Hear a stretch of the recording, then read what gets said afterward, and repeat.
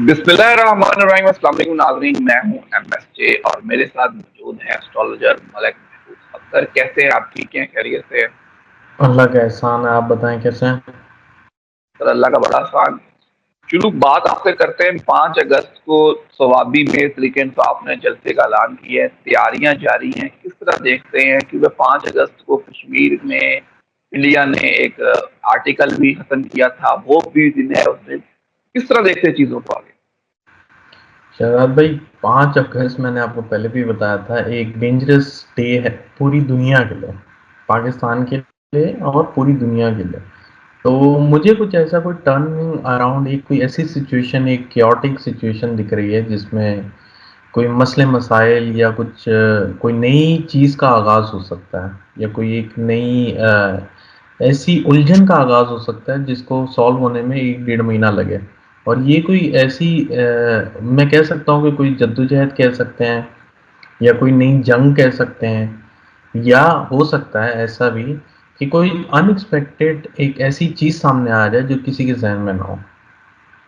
तो ऐसी चीज़ों का आगाज़ का दिन है। तो मैंने जैसे आपको बताया कि मुझे ऐसा लगता है कि ईरान कोई इनिशिएट लेने वाला है, और बहुत जल्दी लेने वाला है। तो मे बी पॉसिबल 5 अगस्त को वो कोई ऐसा एक इंस्टेंस उठा ले।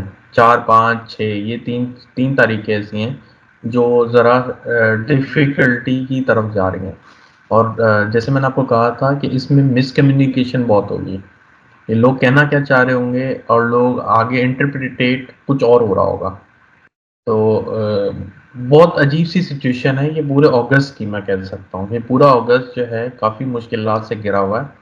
तो आपको ऐसा लगेगा कि ये जो मसला है बढ़ता हुआ, मतलब 5 अगस्त ऐसे है जैसे वो एक चिंगारी सी लगी हुई होती है, उसके अंदर एक आग भड़क जाना, वैसे हालात हो जाएंगे। तो ऐसे हालात हो जाएंगे। 5 अगस्त की डेट आपके लिए बड़ी खतरनाक है और तरीके इंसाफ का जलसा है स्वाबी में। तो और नई एक बात हो रही है ग्रैंड डेमोक्रेट अलायंस की, तमाम छोटी जमातों को एक प्लेटफॉर्म पे इकट्ठा करने की बात अब तरीके इंसाफ कर रही है। उसको भी कैसे देखते हैं और उनके जलसे को भी कैसे देखते ये जलसा तो सर अल्लाह करे हो जाए। ये तो हर दफ़ा पीटीआई कहती है कि जलसा होने वाला है। अब ये मुझे नहीं पता ये हैं? पीटीआई लेकिन सर, का है। इस दफा इस्लामाबाद में नहीं है। इस्लामाबाद में इजाजत मिली है 22 अगस्त को, ये है सवाबी में, केपीके में। अच्छा, तो केपीके में तो ये कर ही सकते हैं, इसमें तो कोई मसला नहीं है। केपीके का इतना कोई ख़ास मुझे नहीं लगता।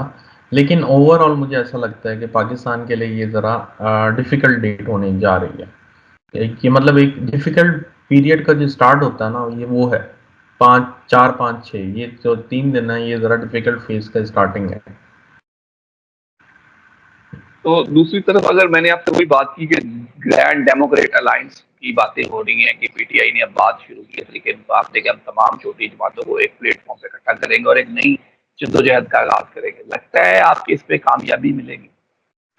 कामयाबी तो मिलेगी, लेकिन मैंने जैसे आपको कहा था कि टिल 14 अगस्त इनके लिए मसले मसाइल हैं।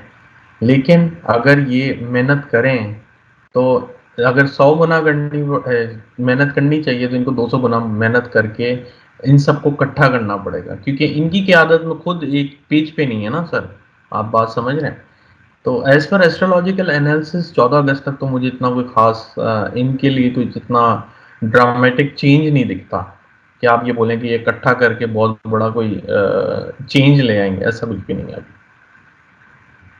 इकट्ठा करके कोई बड़ा चेंज नहीं लाएंगे, ऐसा मुमकिन नहीं है। दूसरी तरफ गवर्नमेंट ने मखसूस नशिस्तों पे आपने उत्तर आइन में तरमीम की है, लेकिन अगर बात करें तरमीम की तो अभी उस फैसले का तफसीली फैसला आना है। वो आने वाले 1 या 2 हफ्तों में आएगा। अगर उस तफसीली फैसले में कोई ऐसी चीज लिखी गई हो कि कोई भी तरमीम करे गवर्नमेंट, उसका अमल दरामद उस फैसले पे नहीं होगा, तो फिर गवर्नमेंट क्या करेगी? गवर्नमेंट तो फिर फसली मतलब जल्दी में कर बैठी है, अपना फैसला कर बैठी है। अभी जो तफसीली फैसला आना था, तो फिर क्या करेगी गवर्नमेंट? सर अभी गवर्नमेंट तो बंद गली में जाती हुई दिख रही है, मैंने आपको पहले भी कहा था। तो मुझे ऐसा लगता है कि ये फिलहाल जो है ना यू टर्न ही मारेंगे। लेकिन यू टर्न मारने का कोई फ़ायदा नहीं है, क्योंकि ये आगे पीछे हर तरफ से, चारों तरफ से ना, चारों ओर से फंस गए हैं। तो अगर ये आगे बढ़ते भी हैं गवर्नमेंट फॉर एग्जांपल इसी चीज़ को लेके, तब भी इनको कुछ नहीं मिलेगा। और ये अगर रिवर्स हो जाते हैं या अपनी बात से घूम जाते हैं तब भी इनको कुछ नहीं मिलेगा। इन एनी केस इनको कुछ नहीं मिलने वाला। तो उसी तरह जैसे आपने कहा गवर्नमेंट फंस गई है, बंद गली में जा चुकी है, गवर्नमेंट कहती कुछ है फिर करना कुछ और पड़ता है। अभी जैसे पाबंदी का फैसला किया था, अब एहसन इकबाल साहब कह रहे हैं कि जी जब अदारे फैसला करेंगे तो जमात पर पाबंदी लग जाएगी। अगर आपने पाबंदी लगानी नहीं थी तो इतनी जल्दी क्या थी कि आपको ये कहने की एक बड़ी सियासी जमात पे पाबंदी लगा देंगे। तो गवर्नमेंट जिस तरह फंसी हुई है, वो ख्वाजा आसफ साहब भी एक टीवी चैनल में कह रहे हैं कि जी हमें तो फैज हमीद साहब ने 3 साल पहले कहा था इस गवर्नमेंट को गिरा दें। तो मतलब बातें अब मुंह से उगलना शुरू हो गई हैं, तो ये किस तरफ लेके जा रहे हैं? सर ये राज खुल रहे हैं, ये बातें उगल नहीं रही, ये राज खुल रहे हैं। ये वो बोलते हैं ना कि जल्दबाजी या वो बोलते हैं कि घबराहट या कुछ बेचैनी, उसके चक्कर में इनके मुंह से निकल रही हैं। और ये चीज़ें राज फाश होने का टाइम जैसे मैंने बताया टिल नवंबर है। तो ये चीज़ें आपके आहिस्ता आहिस्ता आगे पीछे ये खुल कर ही आएंगी, ऐसा कुछ भी नहीं है कि खुलेंगी नहीं। तो आहिस्ता आहिस्ता गाय बगाए आपको महसूस होगा कि ये जो एक्चुअल में क्या हुआ था पीछे। लेकिन ये जैसे मैंने आपको बताया है कि ये 5 अगस्त से जो टाइम है ना सर, ये थोड़ा ऐसा टाइम नहीं है कि ये सियासत करने वाला टाइम है।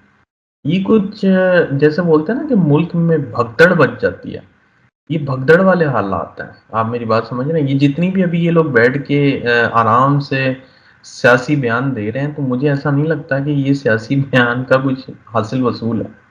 ये सियासी बयान एक तरफ, लेकिन जो आने वाले हालात हैं उसमें ऐसी भगदड़ मच जाएगी कि ये सियासी बयान का कोई अहमियत नहीं लगती कि ये अगर कुछ बोलेंगे तो उस चीज़ पर अमल हो जाएगा या आगे क्या लगता है मुझे। आगे आने वाले टाइम में अल्टीमेटली गवर्नमेंट बहुत मुश्किल प्रेशर में दिख रही है, तो ये प्रेशर बहुत ज़्यादा क्रिएट होने वाला है। जिस तरह आप कह रहे हैं कि आपको गवर्नमेंट बहुत ज्यादा प्रेशर में नजर आ रही है, जमात इस्लामी का धरना जारी है, लेकिन उसको कोई खास इम्पैक्ट नहीं डाल पा रहा। तो अब उन्होंने फैसला किया कि इस धरने को चारों सूबाई हुकूमतों तक फैलाएंगे, उसकी प्लानिंग वो कर रहे हैं और 14 अगस्त को वो शायद इस धरने को चारों सूबाई सूबों में फैला दे और वहाँ वहाँ भी धरना हो। तो फिर ये धरना अगर इस तरह चारों सूबों में फैल गया तो गवर्नमेंट इस तरह अभी तो बड़ी वो सेफ पोजीशन में है कि उन्हें उस धरने से कोई इतना इम्पैक्ट नहीं पड़ रहा। तो फिर ज्यादा गवर्नमेंट के लिए वो चीजें संभालना मुश्किल नहीं हो जाएंगी। सर वो तो मैंने आपको पहले ही कहा था कि ये धरना मुझे दूर दूर तक फैलता हुआ दिख रहा है। अगर ये खत्म हो जाएगा तो कोई नया धरना शुरू हो जाएगा जो फैलता हुआ है, जिसमें अवामी समंदर आपको नजर आएगा। तो ये चीजें आपके सामने होंगी। तो ये कोई सरप्राइजिंग फैक्ट नहीं है कि ये धरना लंबा चल रहा है, तो ये तो पॉसिबिलिटी दिख रही है।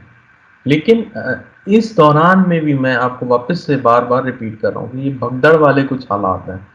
जैसे हालात में कशीदगी हो जाती है ना, मुझे वो दिख रही है। मुझे ये जो आपको ये तूफान के आने से पहले एक वो बोलते हैं ना सन्नाटा, ये वो वाला सन्नाटा। तो ये एक तूफान आने वाला है जो कि आपको ऐसा लगता है कि विद इन 1-2 दिन या 3-4 दिन मैक्सिमम ये आपको नजर आएगा कि कुछ गड़बड़ शुरू हो गई है। सर गड़बड़ तो शुरू हो गई है, उधर है सुप्रीम कोर्ट में नंबर अलॉट हो जाता है जो 8 फरवरी का इलेक्शन हुआ है उसकी पे कि ये कालादम करार दिया जाए। और बहुत से सहाफी दोस्त कह भी रहे हैं कि आने वाले किसी भी महीने में इस इलेक्शन को कालादम करार दिया जा सकता है। और इलेक्शन कालादम करार होता है तो फिर वही निगरान हुकूमत आएगी और वो टेक्नोक्रेट गवर्नमेंट आएगी या इमरजेंसी की सूरत हाल होगी। आपसे भी इमरजेंसी की बात हुई तो कैसे देखते हैं? अब तो नंबर भी अलॉट हो गया है इलेक्शन के केस पे। ये सर इमरजेंसी के हालात जैसे मैंने आपको पहले बताए थे कि ये कुछ ऐसी ही होंगी, इन हाउस चेंजेस वाले हालात दिखते हैं मुझे। लेकिन वो मार्च में दिखते हैं, और अक्टूबर नवंबर में जो आप बोल रहे हैं ना कि इनकी गवर्नमेंट जाने का या इनको कोई बहुत मेजर एक सेटबैक मिलेगा जिसकी वजह से ये लोग बिल्कुल हिल जाएंगे, तो ऐसा लगता है कि ये कुछ हालात इमरजेंसी की तरफ भी जाएंगे। और शायद थोड़े टाइम के लिए आपको फौज का अमल दखल दिखे मुल्क के अंदर। तो आई डोंट नो इसको कौन सी पॉलिसी बोली जाती है, लेकिन मुझे ऐसा लगता है कि कुछ टाइम के लिए ऐसा हो सकता है कि फौज मुल्क को टेक ओवर कर ले। तो इस दौरान में ऐसा लगता है कि इन हाउस चेंजेस और ये सब चीज़ें होंगे। मतलब आप इंडिकेट कर रहे हैं कि कुछ अरसे के लिए इमरजेंसी या मार्शल लॉ आ सकता है, फौज पाकिस्तान जी की टेक ओवर कर सकती है। जैसे जी हालात जैसे हालात कशीदा हो रहे हैं उसके बाद ये सूरत हाल बन सकती है। हमने आपसे चौधरी परवेज इलाही के बारे में बात की थी और आपने तब भी कहा था कि बीमार हैं और वाकई वो बहुत ज्यादा इस टाइम बीमार हैं, उनकी पसलियां फ्रैक्चर है, वो कैसे हुई, उनको सांस लेने में तकलीफ है। तो इसीलिए मेरा ख्याल वो अपनी क्यादत अपनी पार्टी को नहीं आ रहे थे, तो इमरान खान साहब ने उन्हें खराजे तस्लीम पेश किया है। तो कैसे देखते चौधरी साहब की तबीयत को, बेहतर होगी दोबारा पार्टी में मामला को देखेंगे? अच्छा, उनका मैंने अभी वापस जायचा खोलना पड़ेगा, मैं देखूंगा वापस। लेकिन जो लास्ट टाइम आपने मुझसे बात की थी तो मैंने आपको कहा था वो बीमार हैं, इसलिए वो पिक्चर में नहीं है। तो इन शॉर्ट वो मेरे ख्याल से अभी थोड़ा आउट ही रहेंगे, जो मैंने लास्ट टाइम जो मुझे याद पड़ता। लेकिन फिर भी मैं कल आपको डिटेल में बता दूंगा। Sir thank you so much. कल हम आपसे डिटेल में मौलाना फजल रहमान के बारे में भी जानेंगे क्योंकि वो भी कुछ बीमार हैं।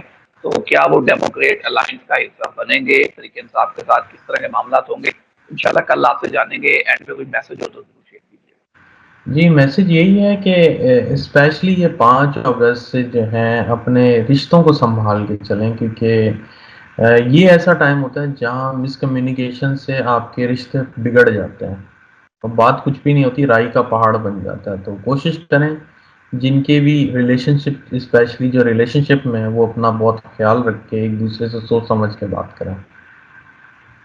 Thank you so much. मुझे और मलिक महबूब साहब को दीजिए इजाजत। अल्लाह।